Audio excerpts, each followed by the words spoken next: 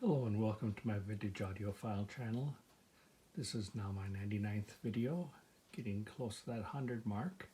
And today I would like to concentrate mainly on this record player that you see here in front of me. It is a realistic 2200 linear tracking turntable. It is a really nice turntable. I'm not sure exactly who made it because most of Radio Shack stuff was contracted out, but it is a very nice one. It has pretty much every feature that you could possibly think of, and it is a direct drive. As you can see here, there's indicators for speed, whether it be 33 or 45. You got your power button here. Over here you have a repeat button to repeat the record if you want to, a cue to make the needle go up, and then you've got your forward and back buttons here to advance or rewind in a track while the needle is up.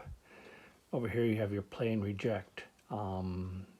Hit it once for play, it'll automatically go down to the first song on the record, and if you are tired of listening to that song or you want to put on a different one, you can just hit this again and it'll reject itself and go back and rest on its starting place. The nice thing about this one that some of them don't have is the fact that you have a speed selector here, which you can, there's a little switch here that you can move back and forth to either 45, 33, or auto. There is a thing that sticks up above the platter surface that is spring loaded. So if you put a 45 on it and the 45 is smaller than where that switch is located, it will play automatically at 45 with the thing going down at the spot where the 45 would be. If you have it on 33, it'll do the 33, or if you do auto, it'll also do at 33 if that's what's on the platter. The other nice thing about this one is it has a pitch control, which most of them didn't have, and that is like your standard direct drive, where you can open this up here so you can see that I've got something on there already cued, but and it's hard to see from here, but over here is your strobe light that helps keep the exact turntable speed, and it is very accurate. It does not move much. It doesn't drift. Once you set it, it pretty much stays in place for as long as you want it to.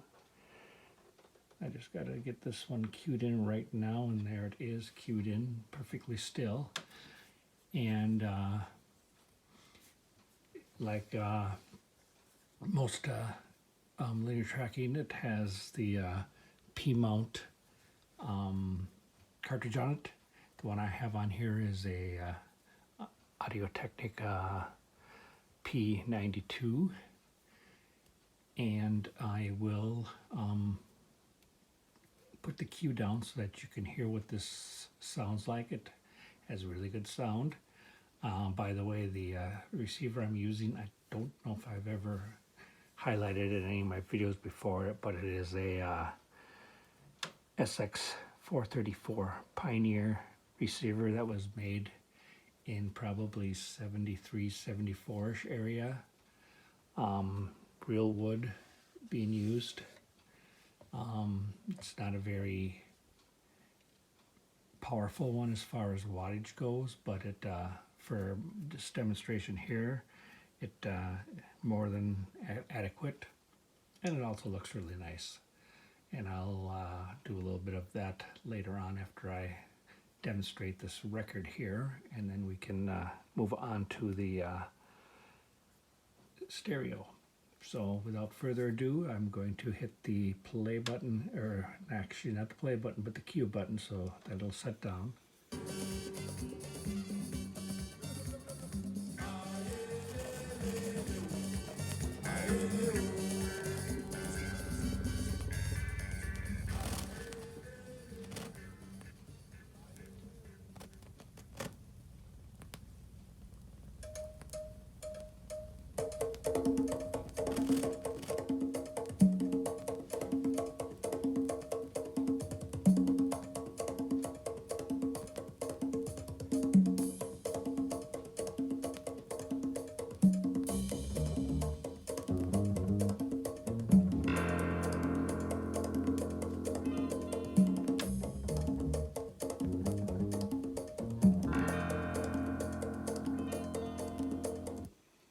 can see it plays really well.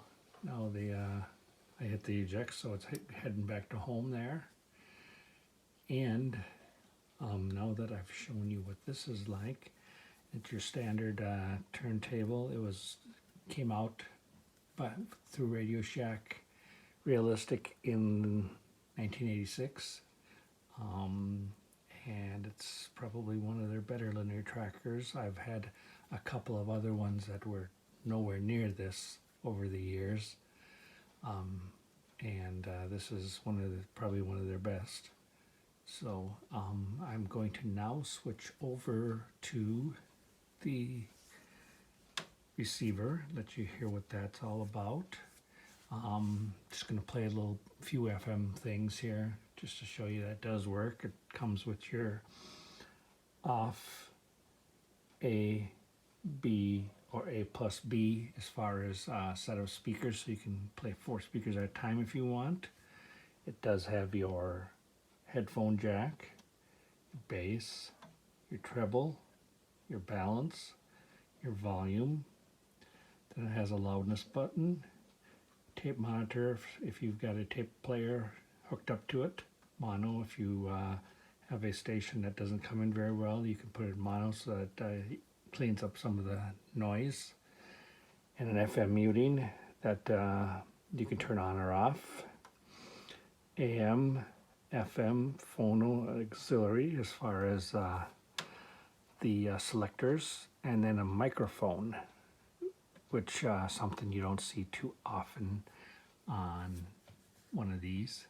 I guess that's for if you want to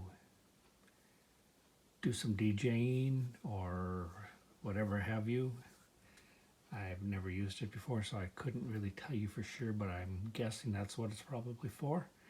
Anyways, let me turn here to FM here, and we'll see what's on FM. That transform music and pop culture forever.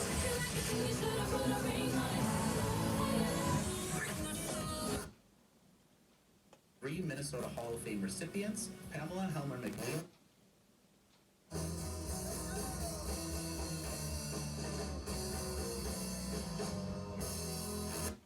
Are waiting.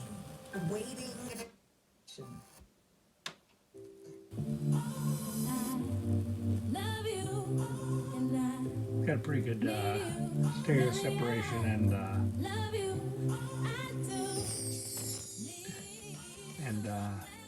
functionality, because this station here is about 50 miles away and it's coming in pretty darn good without any real distortion, so that's nice.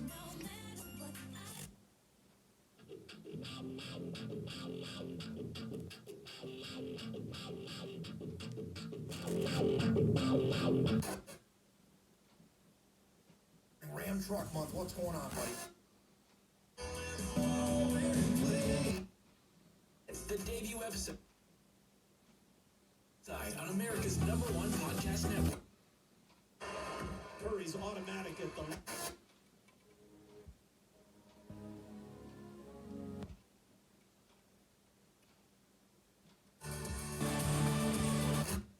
down of Morgan. Here's a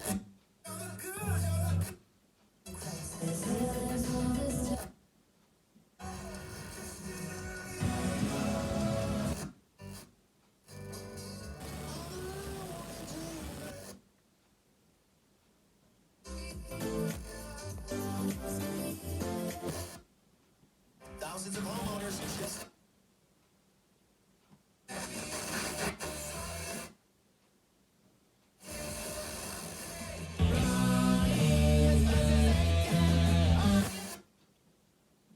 Way to El Tren Maya.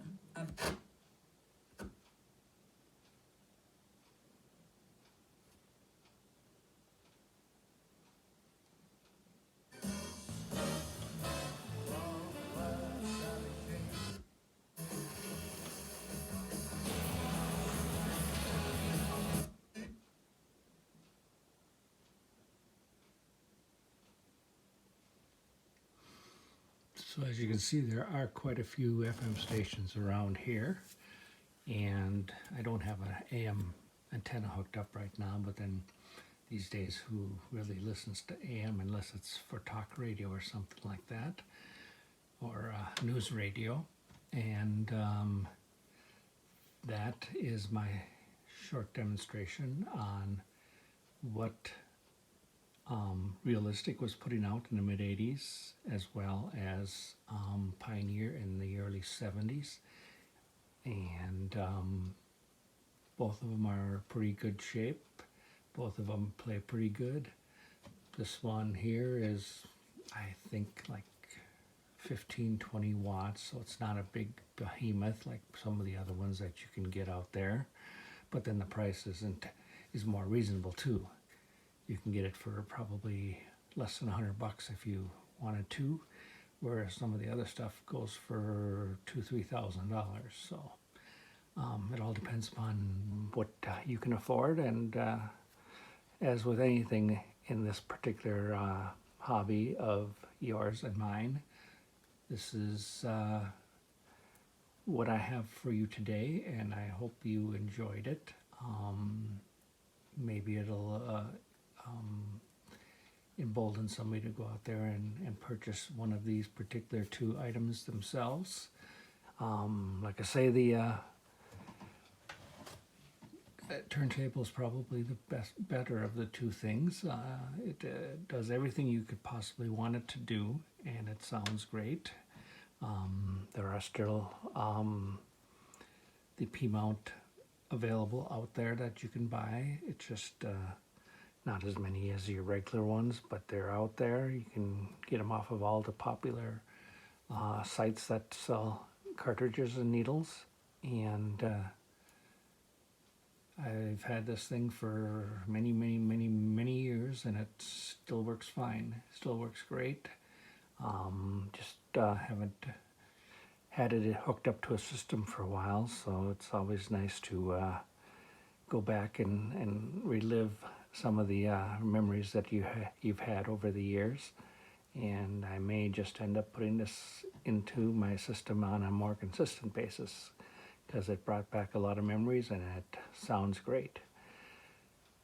So anyways, if you liked my video, I hope that you'll leave me a comment, and I hope that you'll subscribe. And until next time, have a great day, have a blessed life, and I will talk to you later. Bye-bye.